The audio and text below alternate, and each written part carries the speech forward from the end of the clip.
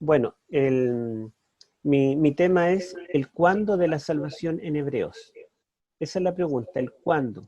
¿Cuándo, cuándo somos salvos? Y es importante porque me parece que hay algún audio prendido, ¿ah? Si hay algún audio prendido, va a repetirse como un eco. En cambio, si no hay ninguno, solamente se va a escuchar el tema. El cuándo tiene que ver con tiempo. La salvación es algo del pasado ya completo, algo que Cristo ya logró por nosotros en la cruz cuando vino a morir por nosotros, o la salvación es algo del futuro que todavía no llega. Para eso necesitamos primero el juicio investigador, necesitamos su segunda venida, incluso el milenio, para que la salvación sea un hecho. Esa es la pregunta. O bien la salvación es presente, estarían las tres alternativas. El cuándo nos lleva a tiempo, y el tiempo puede ser pasado, presente o futuro. Vamos a avanzar. Vamos a mirar algunos aspectos literarios de este libro, que en realidad se le llama la epístola a los hebreos, pero es un sermón.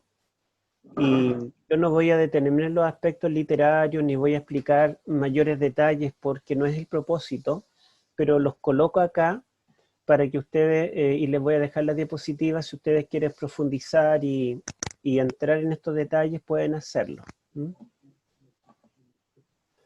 La estructura completa del sermón, la máxima autoridad en hebreo a nivel mundial ha sido en todos los tiempos Albert Benoit, que es un teólogo francés católico jesuita. Está abajo escrito el apellido, Benoit, y él escribió bastante del tema. El último libro que escribió lo escribió junto con un discípulo de él de apellido Darrical. Y Benoit con Darrical proponen esta estructura en 7 partes del sermón, con una introducción, una conclusión, una primera parte de escatología, esto se refiere a eventos finales, una última parte que también trata la misma temática, una siguiente sección, la letra C, que habla de eclesiología o lo que tiene que ver con la iglesia, y que se repite acá, o más bien se amplía en la sección C', y como centro tiene el sacrificio único de Cristo.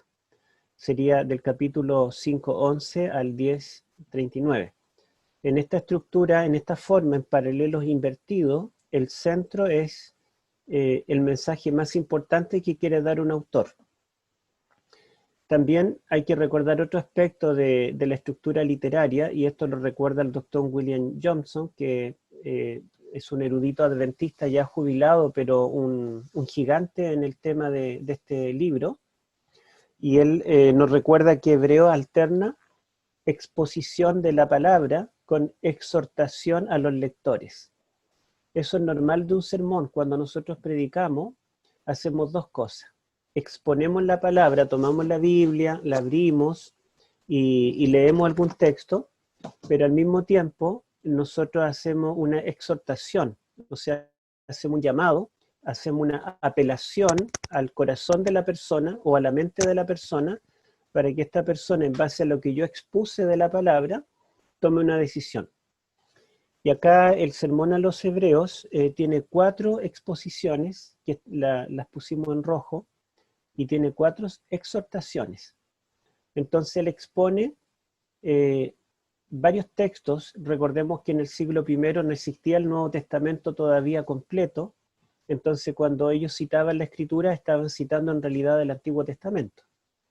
Ahora, recordemos también que en los tiempos del Nuevo Testamento no existían las Biblias como las nuestras, en este formato, así como un libro, ni menos en el celular, por supuesto, sino que la Biblia eran rollos individuales. Habían 22 rollos diferentes para contener solamente el Antiguo Testamento, eran rollos grandes, enormes, entonces esos rollos no se podían llevar en el bolsillo, y tampoco los tenía cada persona, solo estaban en la sinagoga. El único día en el cual la gente escuchaba la escritura era la lectura de los sábados y también en las fiestas solemnes. Pero la gente común no tenía estos rollos porque era muy difícil escribir, y al mismo tiempo era algo caro, un material caro. Entonces, el apóstol usa una estrategia como predicador que casi todos los textos del Antiguo Testamento que está citando son de los Salmos. Ustedes van a darse cuenta de eso. ¿Y por qué él cita los Salmos? Yo quizá hubiera escogido otros versículos que para mí serían más precisos todavía, pero el autor quiere escoger los Salmos principalmente porque lo que todo judío se sabía de memoria y los cristianos que salieron del judaísmo eran los Salmos. Y si este sermón fue dirigido a los hebreos o los judíos, ellos tienen que haber sabido de memoria los Salmos por dos motivos. Porque se usaban mucho en la sinagoga para, digamos, por la expectativa mesiánica. Hay varios salmos mesiánicos en el Antiguo Testamento y los judíos lo usaron mucho desde 2 siglos antes de Cristo en adelante. Por otro lado, los salmos eran el himnario de Israel. Entonces ellos cantaban salmos, ellos conocían la melodía, ahora ya se ha perdido, no sabemos la melodía de los salmos, solo tenemos la letra, pero como lo cantaban continuamente cada sábado los salmos, los judíos se lo sabían. Estoy seguro que ustedes se saben himnos enteros de memoria, sin embargo es difícil que se sepan capítulos enteros de la Biblia, a pesar de que estudiamos la Biblia, porque por una cuestión mnemotécnica nos memorizamos algo cuando lo cantamos. Y bueno, entonces el apóstol en este sermón cita bastante textos de los salmos para exponer la palabra. Después de esta exposición, él hace una exhortación. Acá, en la primera parte, expone a Cristo como divino, exhorta, luego expone a Cristo como humano, exhorta, luego expone a Cristo como el mediador del pacto, como un segundo Moisés, exhorta, y luego coloca a Cristo como el sumo sacerdote, a Aarón, y exhorta. Así que eso es, digamos, más o menos la secuencia. Y ustedes pueden ver que este centro del 5.11 al 10.39 que Benoit reconoce, estaría acá. Sería la última parte, del 5.11 en adelante. ¿Ya? Estaría contenido allí. Vamos a continuar. Ahora, solamente si nosotros tomamos la exhortación, o sea, el llamado, no la exposición de la escritura, sino solamente los llamados, tomamos esos versículos, lo que está en blanco, resulta esto, que también forman una estructura en paralelo, que no la vamos a detallar, pero tiene como centro la C y la C'. Esto sería el centro, que justamente va del 5.11 al 10.39. Es la misma sección central que hemos visto en la otra parte, y esta sección, la C, termina cuando habla del acceso al santuario, el capítulo 6, 19 y 20, y la última comienza también hablando del acceso al santuario del 10, 19 al 22. Por lo tanto, el santuario pasa a ser clave para entender el papel de Cristo en el presente de los cristianos de Hebreos. Me detengo en la palabra presente porque el tiempo, el cuándo, hay un pasado, hay un futuro, pero en un sermón nosotros nos preocupamos del presente. Si usted va a predicar a una iglesia cualquiera y usted estudia las características de la iglesia, ve la necesidad de la iglesia y prepara un sermón que puede estar hablando de la segunda venida, de los 10 mandamientos, de cualquier tema, pero siempre su sermón va a exhortar, va a llamar, va a apelar a la situación presente de los hermanos. Por lo tanto, el presente es que Cristo está en el santuario. Cristo estuvo en la cruz en el pasado, Cristo estará viniendo en las nubes en el futuro, pero el presente es que Cristo está en el santuario. Vamos a continuar. Entonces, esa parte central, ¿verdad?, que se ve acá, que tiene la entrada al santuario, el capítulo 6, 19 y 20 y el 10, 19 al 22, nos dejan en medio el capítulo 7 al 10, 18. Si ustedes se dan cuenta, esto es solamente exhortación, pero la exposición de la palabra sería del 7 al 10, 18. Y sería esto en rojo. 7 del día al 18, ¿verdad? Sería la parte central de todas las exposiciones que el apóstol ha venido haciendo. Y justamente en el capítulo 8 nos dice la parte principal de lo que venimos diciendo es que tenemos tal sumo sacerdote. Avanzo.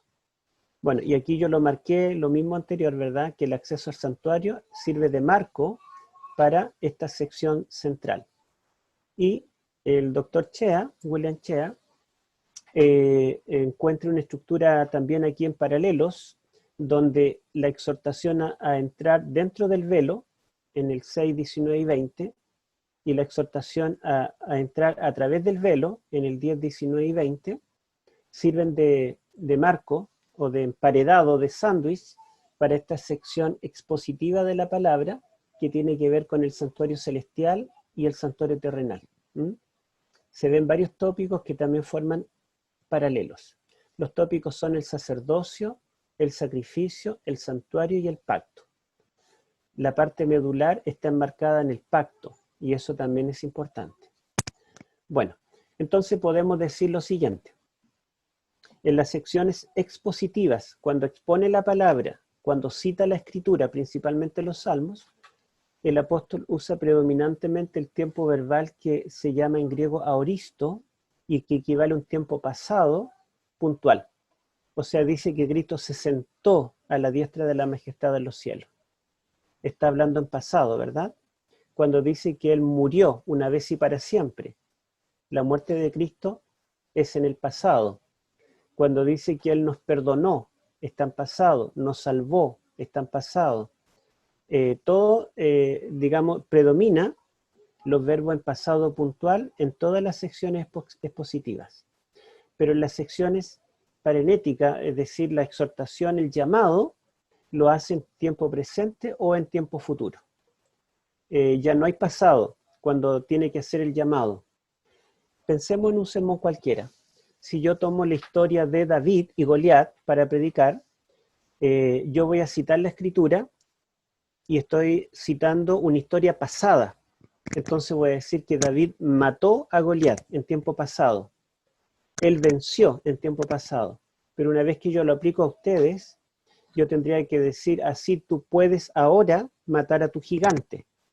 Sería una aplicación presente. O yo podría decir, así en el futuro, tú también podrás matar al gigante que venga para destruirte.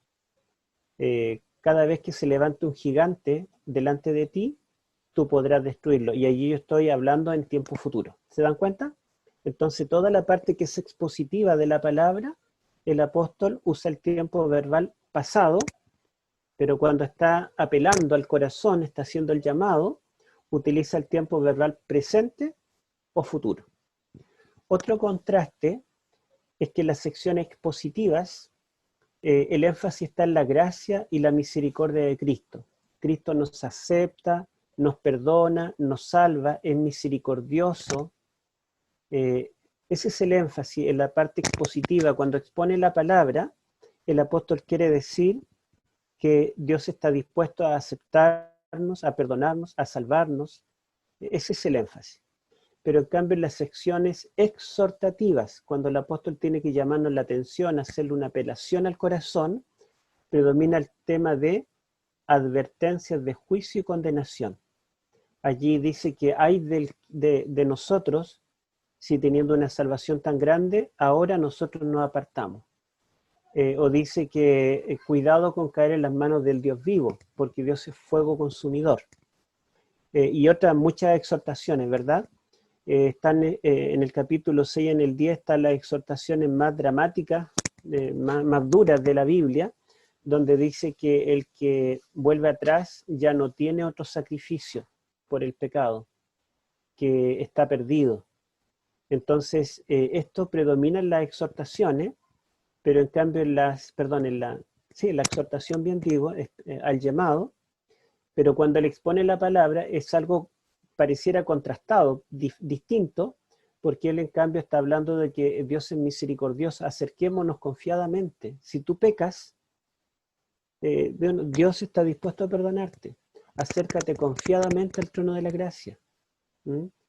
En cambio, en la exhortación, dice, hay de aquel que peca o que no ha abandonado el pecado, porque le espera horrenda expectación de juicio de condenación en el día de la ira. Pareciera algo distinto, ¿verdad? Bueno, el problema que ocurre es que generalmente nosotros cuando leemos un documento, en este caso la carta a los hebreos o el sermón a los hebreos, lo leemos todo parejo. No tomamos en cuenta estas características literarias, que hay secciones diferentes y que algunas son exhortación y otras son exposición de la palabra. Y al tomarlas como una sola idea, podemos interpretar mal esta carta. Fíjense ustedes, por ejemplo, en el adventismo han nacido dos grupos opuestos. Algunos de nuestros hermanos y nuestros teólogos toman las porciones teológicas expositivas, lo que yo puse en rojo, ¿se acuerdan? A ver si volvemos atrás, lo que puse en rojo. Estas secciones expositivas, que son muy positivas y dicen que ya está todo consumado, ellos, ¿verdad?, lo resaltan. Por lo tanto, enfatizan la salvación consumada y definitiva en la cruz. Cristo ya murió por ti. La salvación está consumada. No hay nada que agregarle. Cristo hizo una obra completa. Cristo ya entró al santuario celestial. Cristo ya se sentó a la diestra de Dios. Y esto lo lleva a negar el juicio futuro. ¿Para qué va a haber un juicio futuro para el pueblo de Dios si el pueblo de Dios está salvado?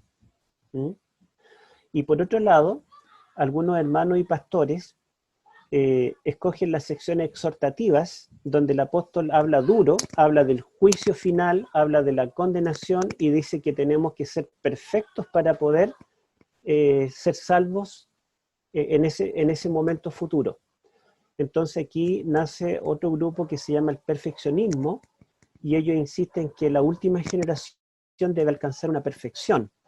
Hebreos dice que Cristo es mi sustituto, que es en su obediencia la que me puedo salvar, en el capítulo 1, pero en el capítulo 2 dice que Cristo se hizo humano como nosotros y que Él tuvo que aprender, ¿verdad?, y ser perfeccionado a causa de su temor reverente. Entonces ellos dicen que Cristo tuvo una humanidad caída y que así como Cristo logró vencer con esa humanidad, nosotros debemos vencer con una humanidad igual a la de Cristo. ¿Se dan cuenta ustedes que ambas cosas están en alguna forma presentes en el sermón? Es verdad que la salvación ya es algo consumado, y es verdad también que se requiere de nosotros que venzamos. Pero ¿cómo entrelazar esto? ¿Cómo, digamos, lograr unirlo o bien entender cuál es el propósito del apóstol? Veamos. Voy a colocar acá un texto que es muy conocido para nosotros y que es como caballito de batalla. Aquí dice Hebreos 9:28, pero en realidad es 9:23, 27 y 28, para que ustedes lo tomen en cuenta. Dice así: fue pues necesario que las figuras de las cosas celestiales fuesen purificadas así, pero las cosas celestiales mismas con mejores sacrificios que estos, y de la manera que está establecido para los hombres que mueran una sola vez, y después de esto el juicio, así también Cristo fue ofrecido una sola vez para llevar los pecados de muchos, y aparecerá por segunda vez, sin relación con el pecado, para salvar a los que le esperan. Y allí nosotros los adventistas dependemos mucho de este sermón a los hebreos, porque de todo el Nuevo Testamento es, digamos, el único libro, podríamos decir, que trata con más detalle el ministerio de Cristo en el santuario celestial. Y nosotros nos detenemos acá en la palabra purificadas, porque si el santuario terrenal, que era figura del celestial, fue purificado con sacrificio animal, las cosas celestiales, que incluye el santuario celestial, debe ser purificado con mejores sacrificios. Entonces nosotros demostramos que el santuario celestial también debe ser purificado. Y esto el apóstol lo toma como un juicio. Los hombres deben morir una vez y después de esto el juicio. y dice que Cristo aparecerá por segunda vez sin relación con el pecado. Primero llevó nuestros pecados, después aparecerá sin pecado. Significa que Cristo, cuando venga en las nubes del cielo, ya habrá purificado el pecado del santuario celestial.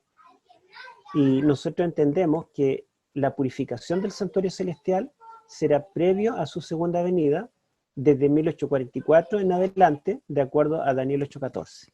Entonces nosotros pensamos que este sermón a los hebreos es nuestro mejor argumento desde el Nuevo Testamento para defender el juicio investigador. ¿Y por qué tiene valor? Porque dijimos que en primer lugar de todo el Nuevo Testamento es el libro que más habla del santuario. Es el único libro que en forma explícita dice que Cristo es nuestro sumo sacerdote. Ahora, es verdad que Apocalipsis también menciona el santuario, a Cristo se le llama el Cordero Inmolado, pero Apocalipsis está dado en símbolos. Y en ese sentido, ¿verdad? El símbolo tiene cierta dificultad. Por otro lado, el Antiguo Testamento, muchos cristianos le dan menos valor o piensan que el Antiguo Testamento tenía un carácter tipológico y que es a la luz del Nuevo Testamento que se debe entender. Por lo tanto, para nosotros es esencial el sermón a los hebreos para nuestra soteriología, es decir, para nuestra doctrina de la salvación. La doctrina de la salvación adventista no solamente enfatiza lo que Cristo hizo en el pasado por mí en la cruz, sino que enfatiza que Cristo está haciendo algo ahora en el santuario celestial y que en el futuro también hará algo. En las palabras del pastor Raúl de Beren, él dice que Cristo nos salva del pecado en los tres tiempos, en el pasado, en el presente y en el futuro. Y para cada uno, él utiliza la letra P, ¿sí? P. Entonces dice que Cristo en el pasado, en la cruz, él nos libró de la penalidad del pecado. O sea, la condenación que había sobre nosotros, Cristo ya la pagó, ya nos salvó completamente en el pasado. ¿De qué? De la penalidad del pecado. En el presente, hoy en día, en la vida de cada uno, Cristo nos libra del poder del pecado. Porque Cristo, en su intercesión en el santuario celestial, y al dotarnos o entregarnos su espíritu, Cristo hace que el poder del pecado sea derrotado en mi vida. O sea, ¿de qué me salva hoy Cristo en relación al pecado? Me salva del poder del pecado.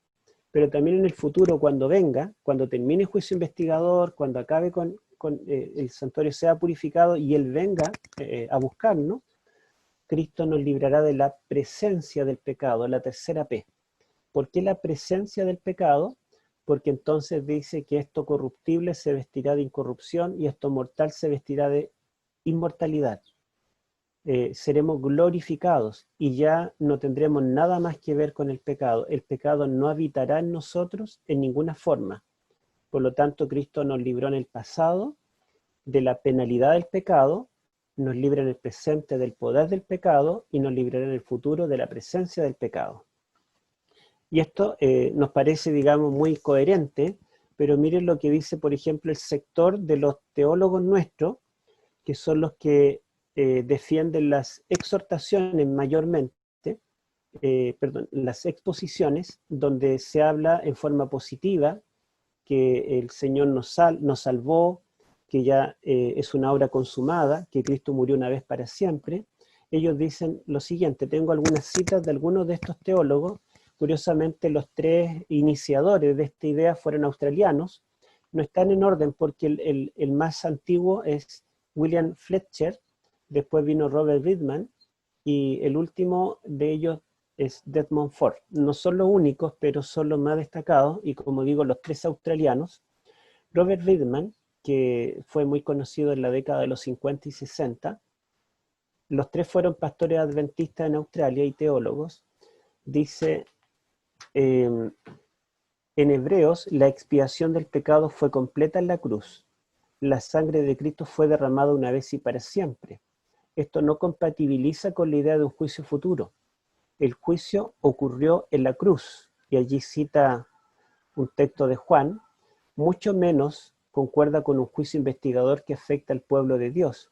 Él cree que el pueblo de Dios no será juzgado, que el juicio es solamente para los impíos, porque todo aquel que cree en Cristo no vendrá a juicio, según Juan 3:18, algunas traducciones. Desmond Ford, que vino después de él, y también teólogo nuestro de Australia, los tres ya están fallecidos, dice que Cristo no necesita entrar por segunda vez al lugar santísimo del santuario celestial. Dice que Él ya entró después de la cruz. Él murió, resucitó y entró una vez y para siempre al lugar santísimo, dice Él.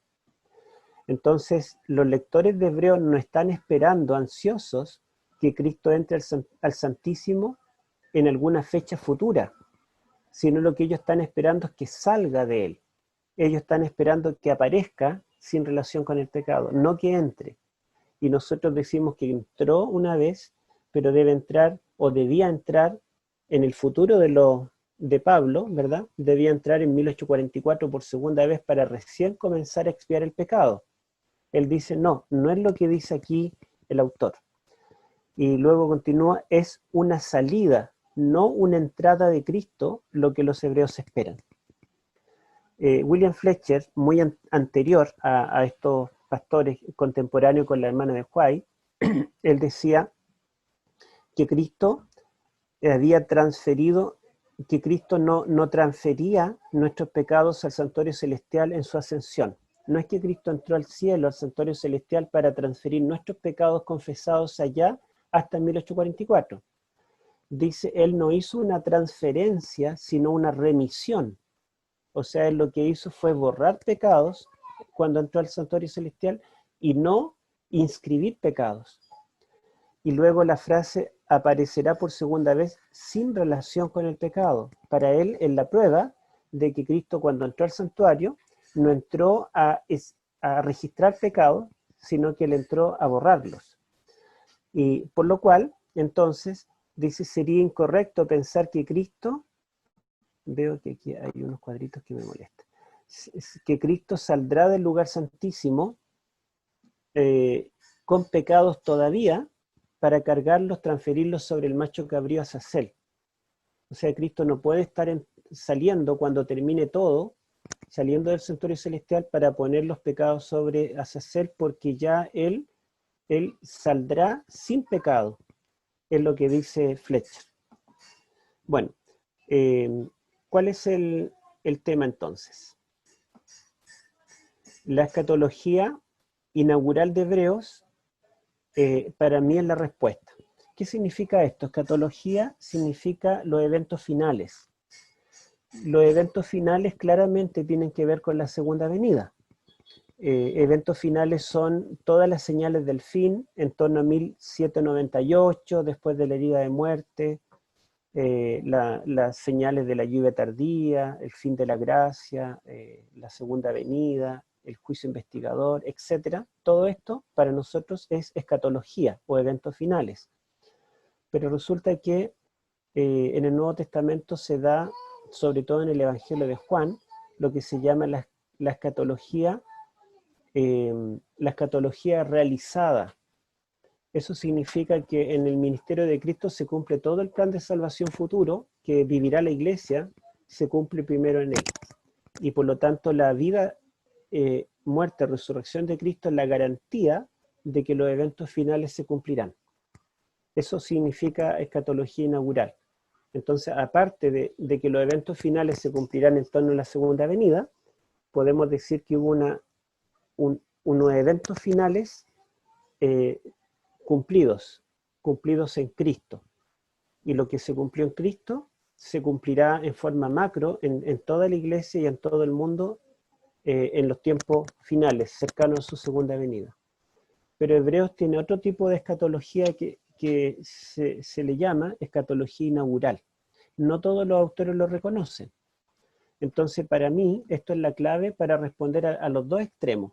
Tanto los hermanos y pastores que dicen que todo se cumplió en la cruz en el pasado, o los que dicen que todo se cumplirá en la última generación, cuando acabe la gracia y nosotros tengamos que alcanzar una perfección en la tierra. Esos dos extremos, ¿verdad? Yo creo que encuentran armonía cuando nosotros entendemos cómo el apóstol acá está entendiendo los eventos finales. Esta palabra inaugural, como digo, es clave. Mire, coloco acá Hebreos 1, 1 al 3. Dice, Dios, habiendo hablado muchas veces y de muchas maneras en otro tiempo a los padres por los profetas, en estos últimos días nos ha hablado por el Hijo, a quien constituyó heredero de todo y por quien asimismo hizo el universo. Él, que es el resplandor de su gloria, la imagen misma de su sustancia, y quien sustenta todas las cosas con la palabra de su poder, habiendo efectuado la purificación de nuestros pecados por medio de sí mismo, se sentó a la diestra de la majestad en las alturas. Si nosotros tomamos este texto, el apóstol Pablo está contrastando el pasado con los últimos días.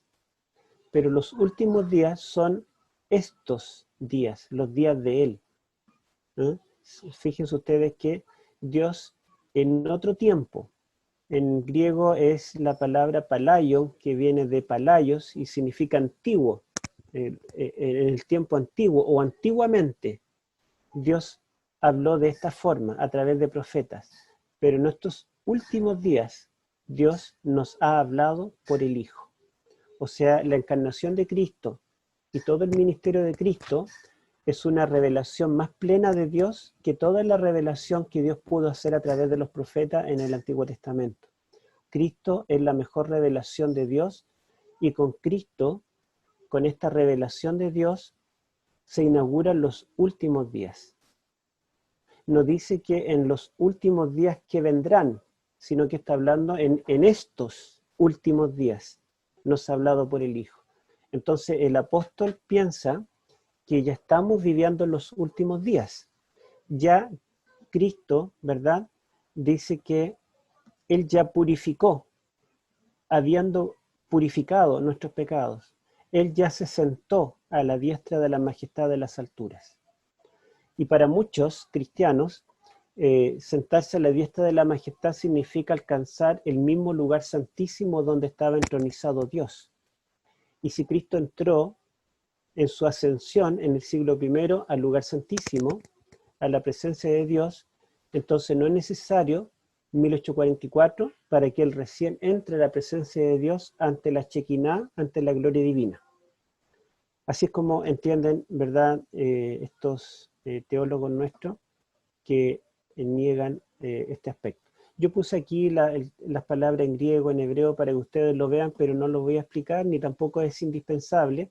Hay otras frases del Nuevo Testamento que son similares y que la utilizan los apóstoles para referirse al tiempo del fin, pero lo están aplicando a su tiempo. O sea, la escatología inaugural no es única de Pablo en Hebreos, sino que también está presente en otros libros de la Biblia que lo colocamos acá, pero tampoco es indispensable. Por otro lado, hay una frase que se refiere al tiempo del fin y que es el tiempo del fin, pero no desde el siglo I, sino que es el tiempo del fin desde 1798 en adelante. Juan utiliza esta frase en Tes Hate Gemera, que significa en el día final. Él utiliza esta frase para referirse a los eventos finales, a la resurrección final, al juicio final. Por lo tanto, aunque Juan utiliza una escatología inaugural y también una escatología realizada, él también ve una escatología futura. Por otro lado, también Mateo utiliza la frase Suntelei ton aionen, que significa la consumación de los siglos, y Mateo utiliza esta frase exclusivamente para referirse a eventos relativos con la segunda venida. En el Antiguo Testamento se utiliza Yom Yahvé, el día de Jehová, para referirse también a eventos relativos a la segunda venida, y Daniel utiliza la frase Etzket, que significa el tiempo del fin, para referirse a todo lo que ocurre después de 1798, el juicio final, la resurrección de los muertos, la venida de Miguel y otros eventos. Por lo tanto, los autores bíblicos usan frases como las anteriores, ¿verdad?, que tenemos acá, para referirse al fin, al tiempo final, desde la primera venida. Pero también reservan algunas frases como estas para referirse al fin o al tiempo del fin, como los eventos relativos a la segunda venida. Bueno, vamos a pasar todo esto porque es lo mismo que yo solamente quería mencionarles. Ahora, hay teólogos que dicen que Hebreos sería una especie de péchero o especie de comentario de Daniel 8:9. Y esto es interesante porque Daniel 8 nos habla del juicio futuro, algo muy futuro para Daniel, y cuando Daniel intentó preguntar, le dijeron: Daniel, esto es para el tiempo del fin. Y por otro lado, en el capítulo 9, a Daniel se le anuncia la primera venida de Cristo, cuando Él vendrá a morir por nosotros. Y las frases que están allí del capítulo 9 de las 70 semanas se repiten en el sermón a los hebreos. Eso yo solamente lo pongo para que ustedes lo vean, pero quiero mostrar lo siguiente.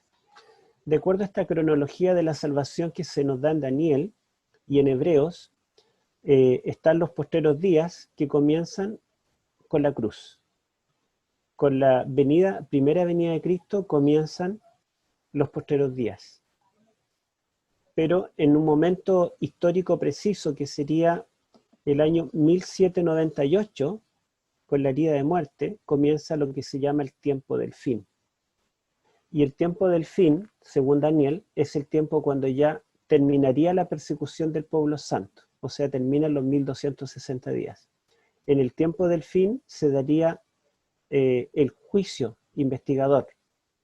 En el tiempo del fin es cuando vendrá también Miguel. En el tiempo del fin es cuando será destruido el rey del norte.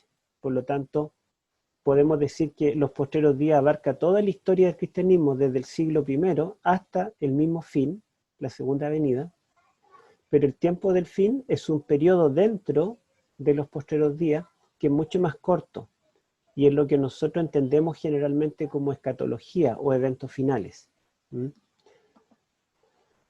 Entonces, la pregunta, ¿la o las eras mesiánicas? Los judíos esperaban que llegara la era mesiánica, pero ¿hay una era mesiánica o dos eras mesiánicas?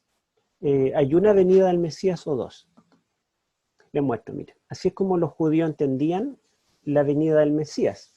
Ellos decían: estamos viviendo en la antigua era, pero cuando venga el Mesías, inaugurará una nueva era. Ellos llaman nuevo eón, para no usar la palabra nueva era, pero no está aquí con los matices típicos seculares, ¿verdad?, esotéricos, sino con un sentido bíblico.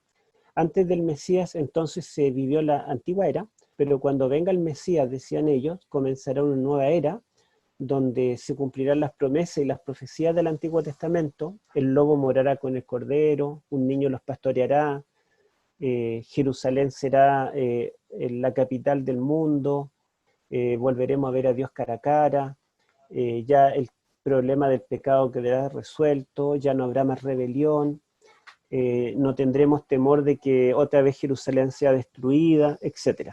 Y Dios vendrá a morar con su pueblo.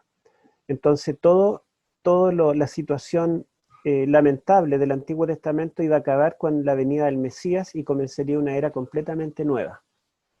Pero el Antiguo Testamento no lo muestra así, y el Nuevo Testamento lo corrobora a través de los apóstoles, especialmente hebreos. Así como lo ve el Nuevo Testamento.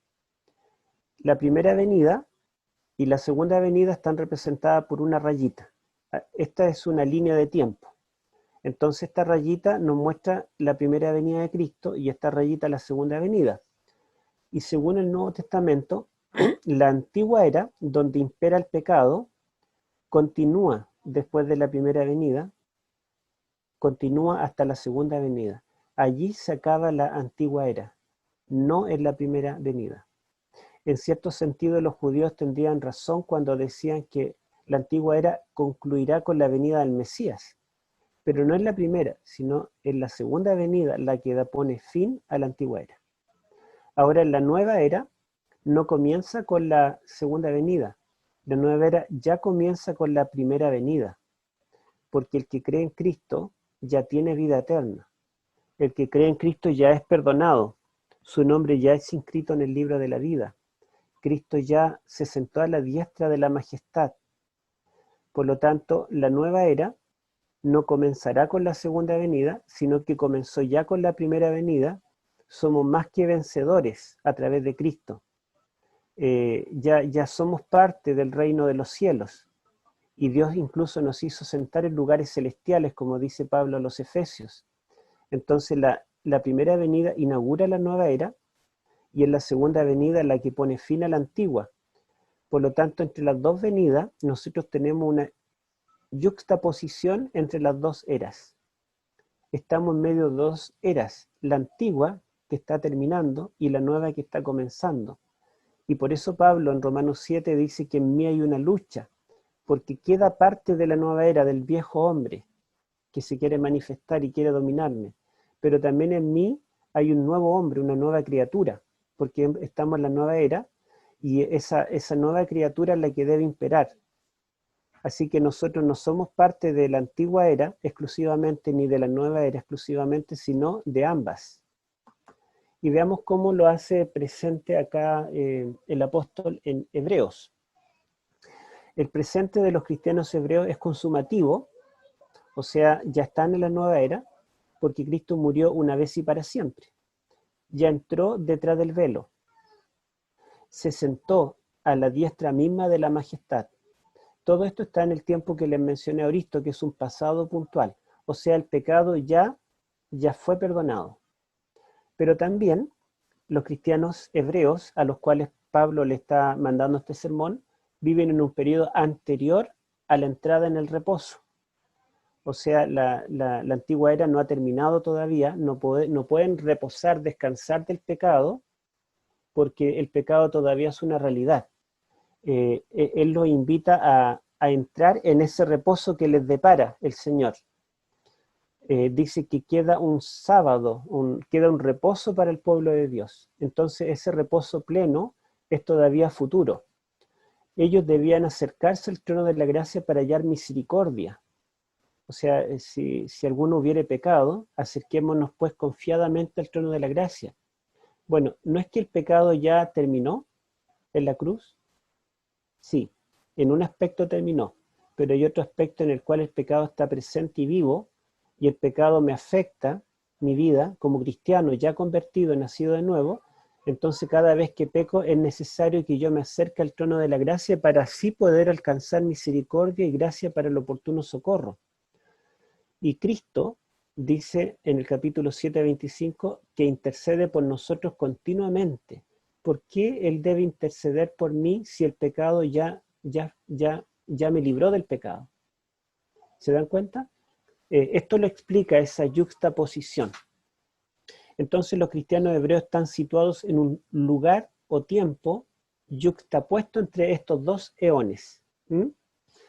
Se puede comparar la experiencia de los cristianos hebreos o de los cristianos en general. Nosotros también podemos, y estamos en la misma situación, podemos compararnos como hace Pablo en Hebreos capítulo 3 y 4, de Israel en el desierto. La estadía en el desierto está hablando de un tiempo cuando Egipto ya quedó en la historia. Egipto era un tiempo pasado y pasado para siempre. El Señor ya lo había liberado. El Cordero Pascual ya había sido sacrificado. Su sangre ya había sido untada en los dinteles de la puerta. Ellos ya habían cruzado el Mar Rojo. El ejército egipcio que lo oprimía ya había sido destruido. Por lo tanto, la salvación de Egipto era un acto consumado. Ellos estaban libres, lejos de Egipto, en el desierto. E incluso habían hecho un pacto con Dios allí en el Sinaí. Pero a pesar de eso, la entrada en la Canaán terrenal era un hecho futuro aún. Ellos todavía no entraban a gozar de la tierra que emana leche y miel. Estaban en un desierto donde no había agua y no había pan. Y la única forma de poder tenerlo era una dependencia diaria del Señor, que cada día mandaba el pan para ese día. No había una abundancia. Y Dios le daba agua de la roca cada vez que la roca era o golpeada o evocada. Entonces había una situación de Israel en el desierto en el cual ellos podían ver que la salvación era un acto consumado, pasado, completo, pero también la salvación podía ser un acto futuro, anhelado, aún no concretado. Mientras no entraran en la tierra prometida, ellos todavía serían nómades, andarían vagando de lugar en lugar y no tendrían un lugar estable. todavía no tienen una posesión, ¿sí?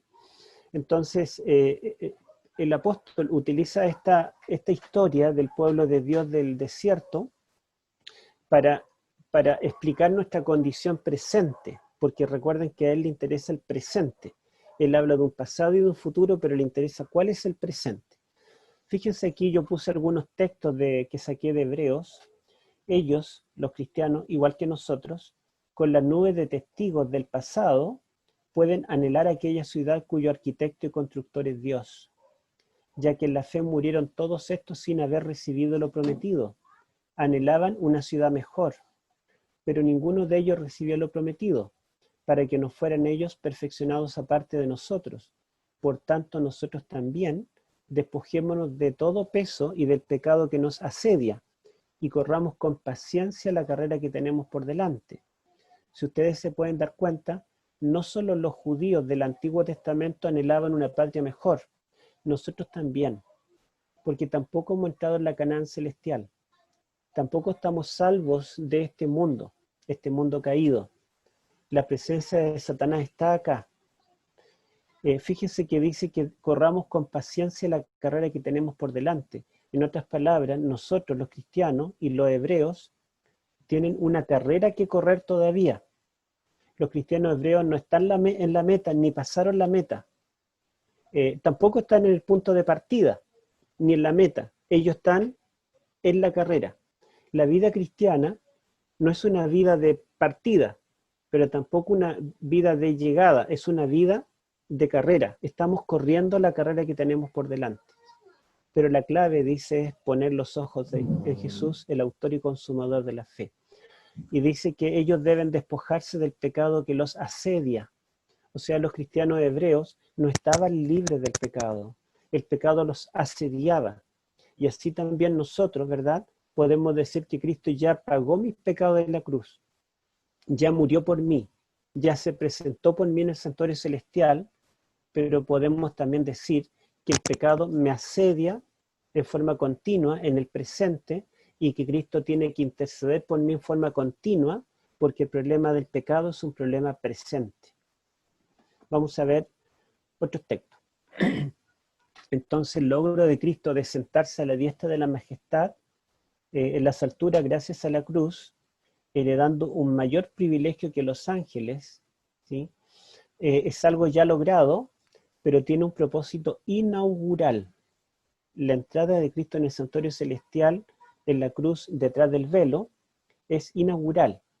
Por eso dice, siéntate a mi diestra hasta que ponga a tus enemigos por el estrado de tus pies. O sea, no es siéntate a mi diestra porque ya todo terminó. Los enemigos todavía están vivos. Dios requiere ponerlos bajo sus pies. Pero este sacerdote, Hebreos 10, 12 al 13, después de ofrecer por los pecados un solo sacrificio para siempre, se sentó a la diestra de Dios en espera de que sus enemigos sean puestos por estrado de sus pies. El mismo apóstol responde lo que dice en el versículo capítulo 1, lo responde en el capítulo 10, dice que el sentarse a la diestra de Cristo significa que él está en espera de que los enemigos sean puestos por estrado de sus pies. Por lo tanto, el mal todavía no está derrotado. Fue derrotado, pero todavía no es derrotado. Significa que Cristo hizo una parte en la cruz, pero hay una parte que quedó pendiente.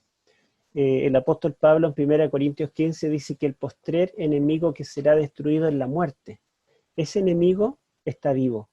Y nosotros vemos cómo hay hermanos nuestros que fueron perdonados por Cristo y tienen nuestra esperanza de vida eterna, que descienden al sepulcro todavía, porque ese enemigo aún no ha sido puesto al estrado de los pies de Cristo.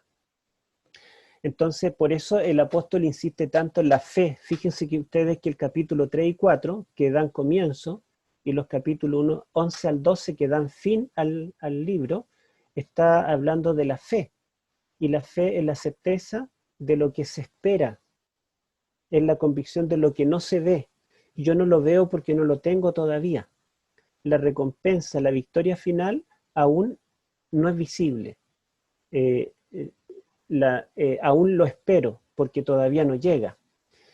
El contraste entre los capítulos 3, 4 y 11, 12 es que en el 3, 4 habla de aquellos que no entraron por no tener fe. En cambio, los del capítulo 11 son aquellos que entrarán porque ellos tuvieron fe, ¿verdad? Son los dos contrastes. Y nosotros se nos invita a ser como estos cristianos del capítulo 11, en realidad judíos o israelitas, que sí entraron porque tuvieron fe. Y bueno, el tema de la esperanza también es un tema que enfatiza este libro en nuestro texto de memoria.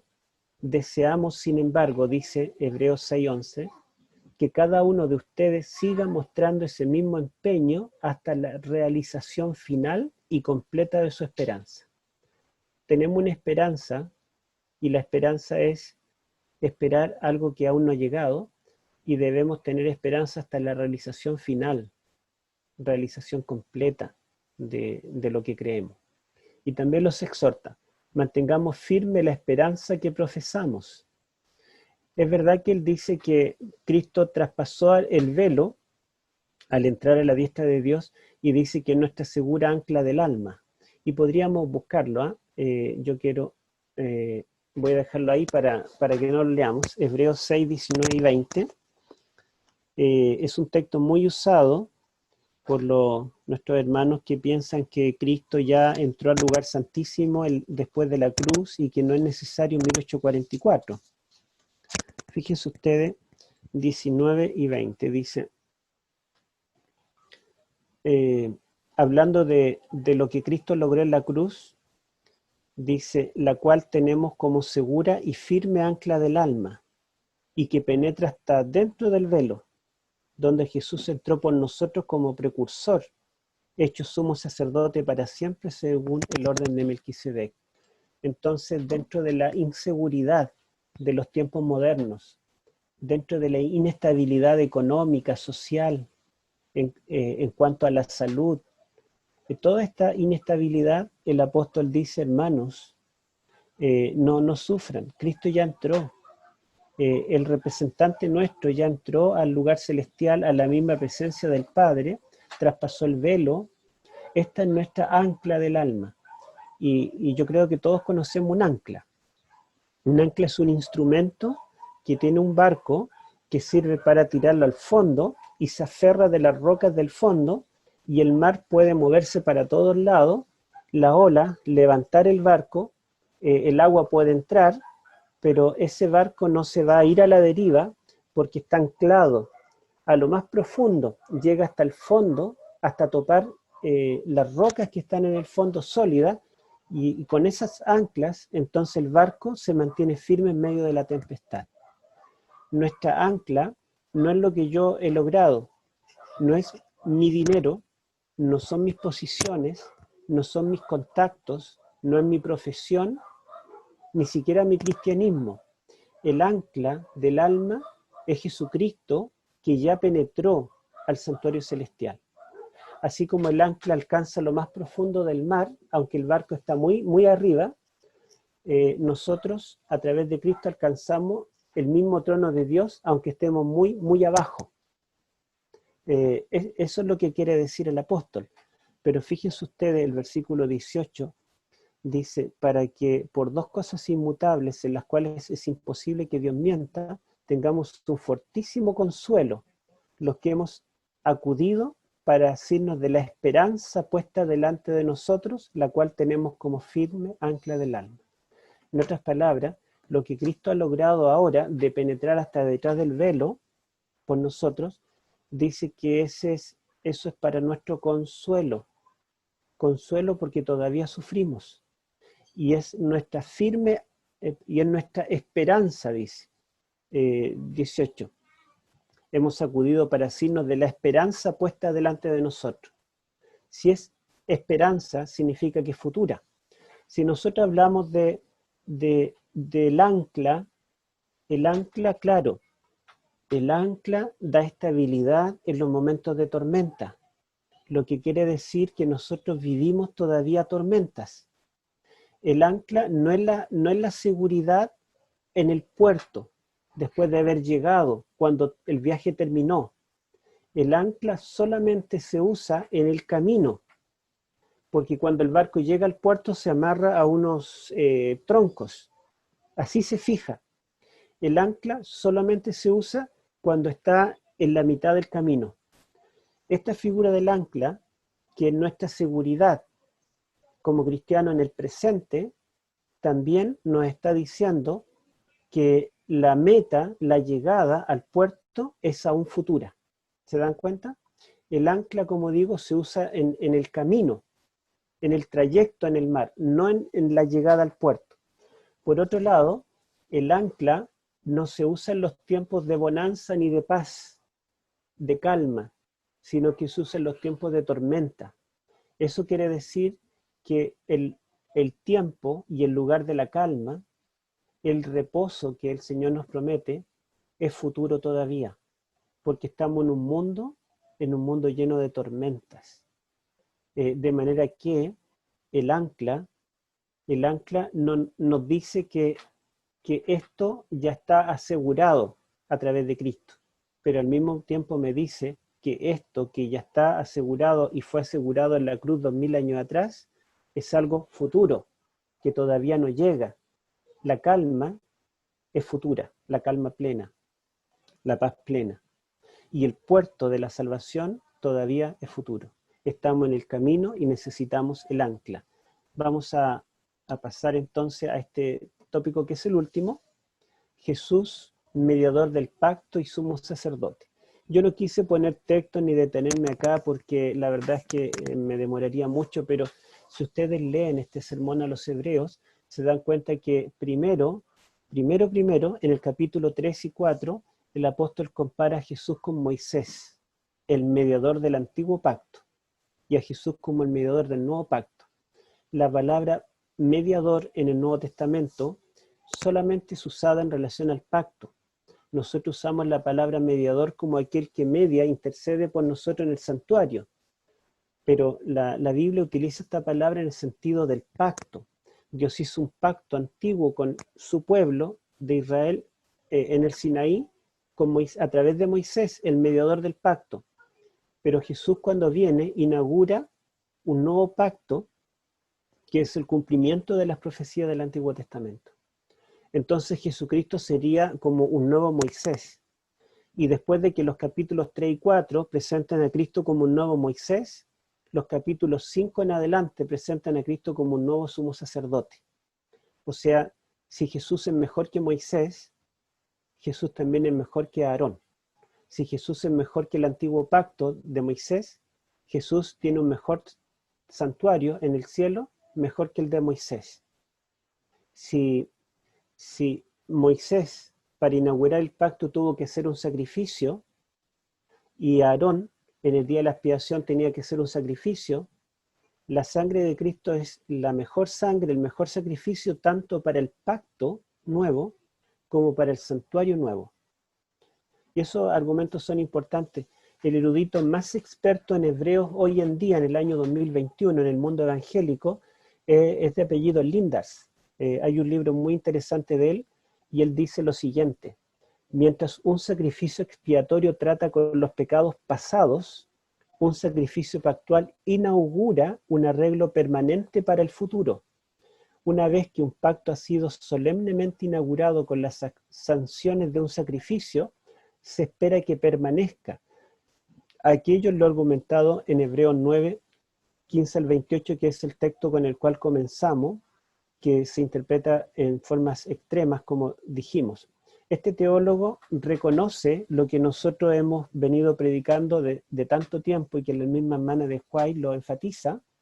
Él dice que el sacrificio de Cristo, que ocurrió una vez para siempre, y que Hebreos enfatiza, está apuntando a dos tipos de sacrificios particularmente: a un sacrificio pasado, que tiene que ver con, digamos, dos eventos: el sacrificio que hizo Moisés para inaugurar el nuevo pacto, un pacto que apunta al futuro, porque este pacto fue inaugurado en la cruz, significa que debe tener una continuación hasta la realización final.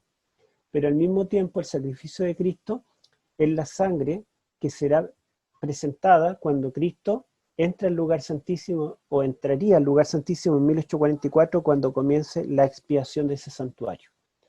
Entonces lo que Cristo hizo con su sacrificio al ascender al cielo fue inaugurar el santuario celestial y tomar el rol del verdadero sumo sacerdote, y al mismo tiempo inaugurar el nuevo pacto y tomar el rol del nuevo Moisés. Bueno, yo quiero, con esto no lo voy a leer, pero todo el Pentateuco comienza con la salida de Adán y Eva del Edén. Y la gran esperanza es que ellos vuelvan. Y Dios dice que ellos, hasta que vuelvan al Edén, ellos debían volver en algún momento.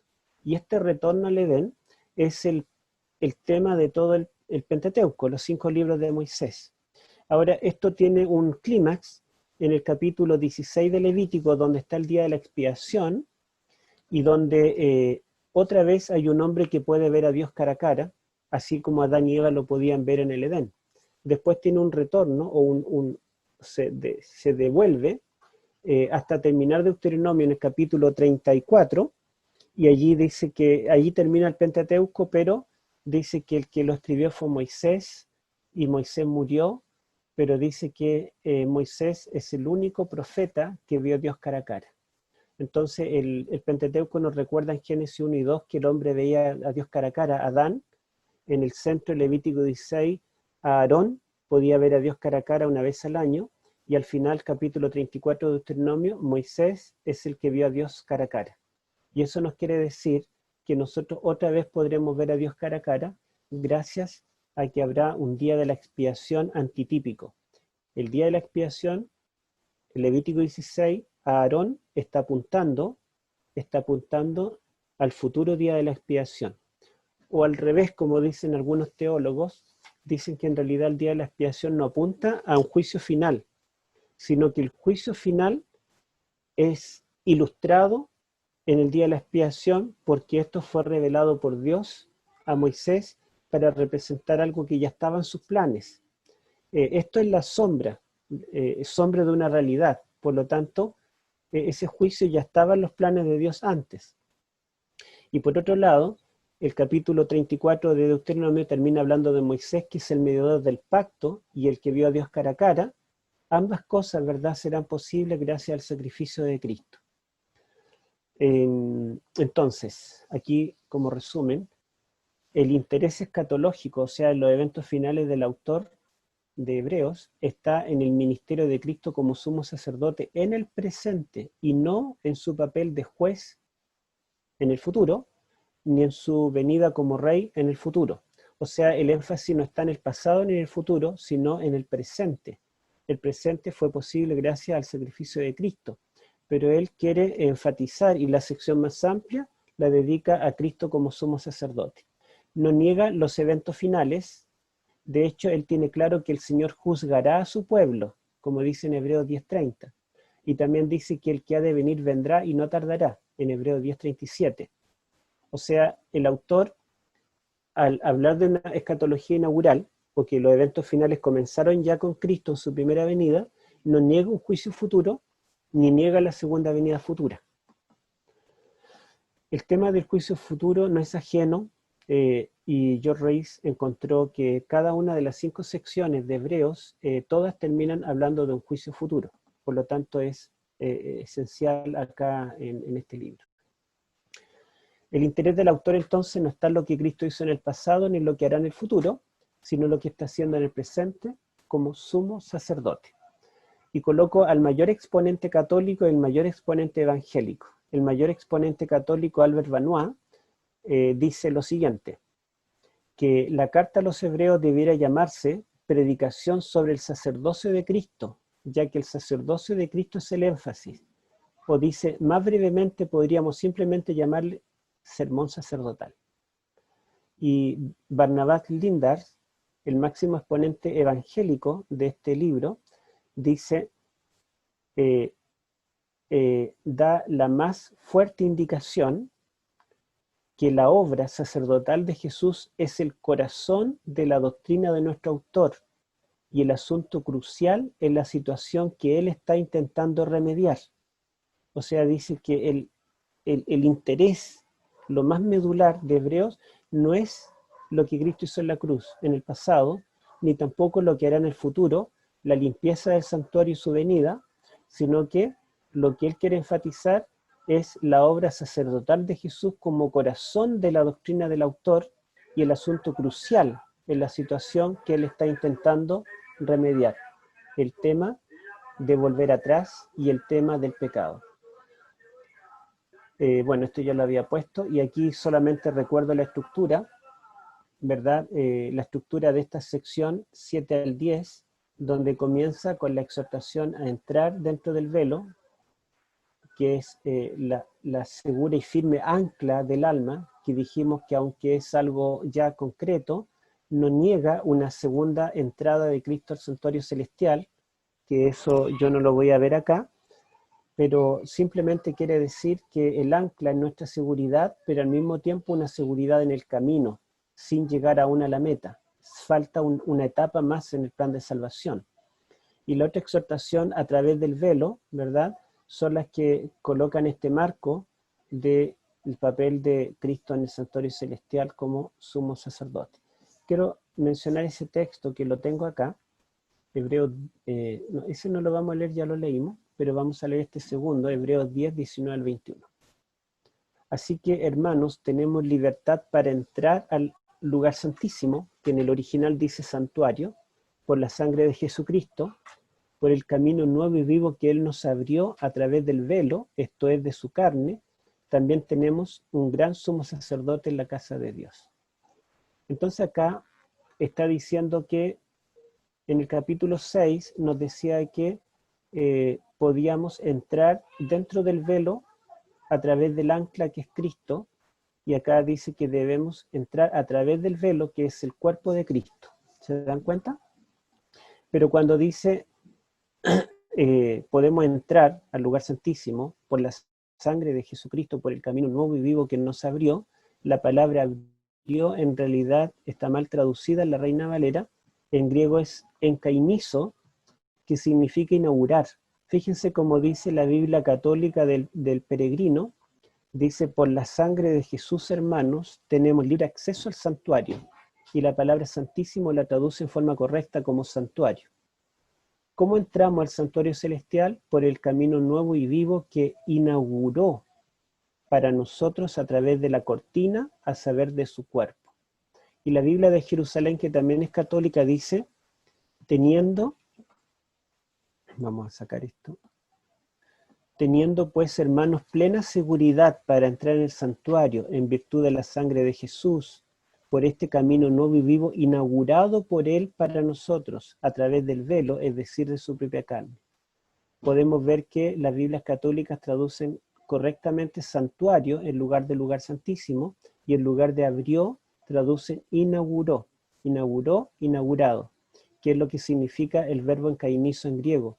Por lo tanto, el que Cristo ya entró al santuario celestial en su ascensión no es el fin de la historia, sino que Él entró para inaugurar ese santuario con lo que se tipificaba en el terrenal, con un ministerio continuo en el lugar santo y un ministerio de purificación y vindicación en el lugar santísimo. Una vindicación y purificación final que Él hará o haría, según Daniel 8:14, desde 1844 en adelante. Terminamos. Entonces Hebreos destaca la divinidad real, la humanidad real, el sacerdocio real y el santuario real del nuevo pacto. Hebreos anuncia la inauguración de un sistema sacrificial, de un pacto, de un sumo sacerdocio y de un santuario, en este caso el celestial. Y esa es la última diapositiva. Entonces, para solamente enfatizar lo primero, tenemos que el cuándo de la salvación, Hebreo nos dice que la salvación es un hecho consumado en la cruz, y también nos dice que es un hecho futuro, cuando Él venga para salvar a los que le esperan, como dice Hebreos 9:28. Pero también es un hecho presente. Cristo ahora nos salva, como dice el pastor Rolf Dederen, del poder del pecado, porque Él intercede continuamente por nosotros, y Él nos entrega su espíritu, que también es predominante en este sermón a los hebreos. Que Dios les bendiga, hermanos, y espero que este este tema le ayude para tener mucho más claro la temática que va a presentar el doctor Félix Cortés en la tarde. Y perdón si me extendí mucho, si ocupé muchos detalles. Yo les voy a entregar la diapositiva a la hermana Dame para que lo compartan con todos los que lo quieran y así puedan repasarlo y tenerlo un poquito más claro. Que Dios les bendiga.